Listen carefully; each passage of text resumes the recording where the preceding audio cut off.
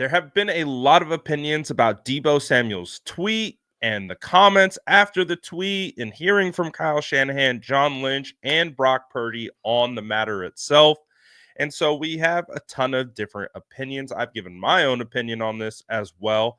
But what I do believe is I think that when I look at Brian Baldinger join 95.7 the game and give his opinion on it, I honestly think he gives like the perfect summary of his interpretation of it. And I kind of like it because it's coming from like an old school lineman perspective.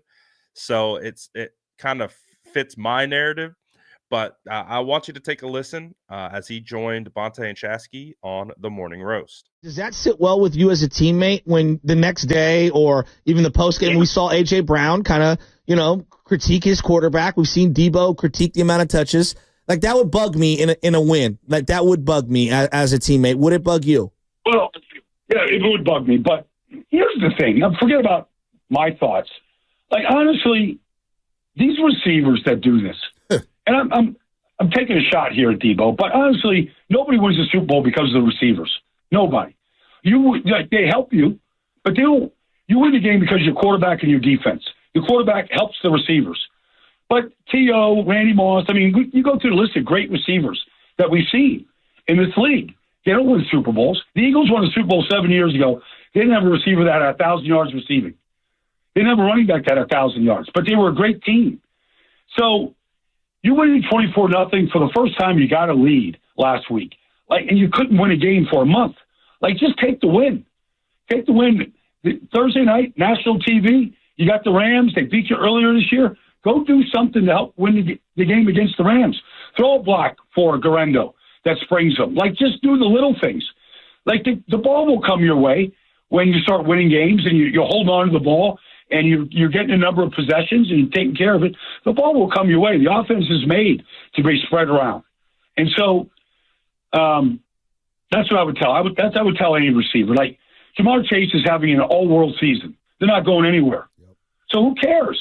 Honestly, you're right here on the precipice of knocking yourself right out of these playoff hunt.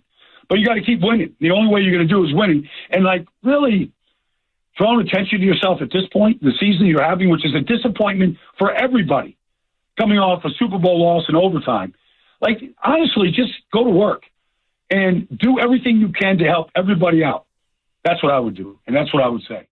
You guys know we love Baldy around here. We love being able to share some of his breakdowns on the channel. He just does such a phenomenal job. And anytime he has anything to say about football, I always lean in and I listen. There's only a handful of guys that I really do that for, and Baldy is one of them. So when he talks about it and he says all the things that he says, I find myself having a hard time being able to disagree with what he says. Now, I am of the belief, that, you like to go trenches before skill positions. The 49ers obviously have told us that it's the other way around. For them, they prefer to go skill position over offensive linemen, at least from a draft philosophy standpoint. But I think what Baldy's trying to say is listen, you guys are important. You impact the game, but the quarterback impacts the game. The defense impacts the game. These are the reasons why they win the games. And, with Deebo and his performance this year, there's only been, a handful of moments where he's truly contributed impactfully to wins. I can think of the big touchdown play that he had against the Seahawks in week 6. I'm sure there's others that I'm missing, but a lot of plays are being made, by other guys on the team. So I think the overall point is that all this did was create a distraction, and it came from a selfish place. It didn't come from a team first place. And when you wear the captain's patch and you are a leader in the locker room, that's what should come first. The team, you just won a game. we heard Yetur Gross Matos come off the field and say first playoff dub. And, how many times have we heard George Kittle say, I don't care how many times I get the ball as long as we win football games? Because George Kittle famously over his career will go stretches with not getting the ball a lot, along with guys like Brandon Ayuk. And it's just the nature of Kyle Shanahan's offense. The ball doesn't get force fed to one person. It's dictated on what the defense does and what the read progressions are. And, how many times we've already had Ricky Pearsall asked about his lack of targets. George Kittle asked about his lack of targets. Like, this isn't new. Like, this isn't just specific to Deebo Samuel. This is ongoing for years. So again, I think the overarching theme here is that you know it is just bad taste, to tweet that. And you know not only just receive a ton of unnecessary blowback that you probably didn't need for yourself mentally, but you put you now put your guys in position to have to talk about this. And I also mentioned this, like, probably internally in that locker room they don't really care that much about the tweet because who cares. Um but from an outside perspective, it didn't help.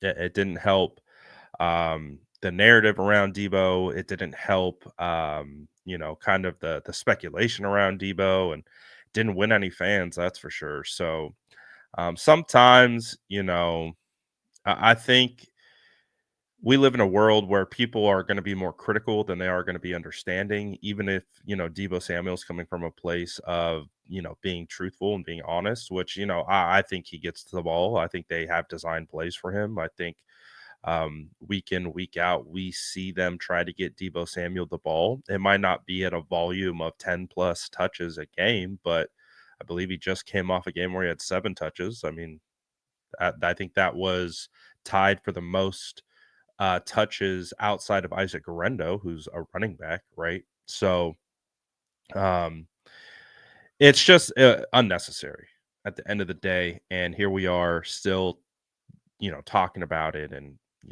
so I think it just goes further to show how unnecessary it was, and just how bad form it was.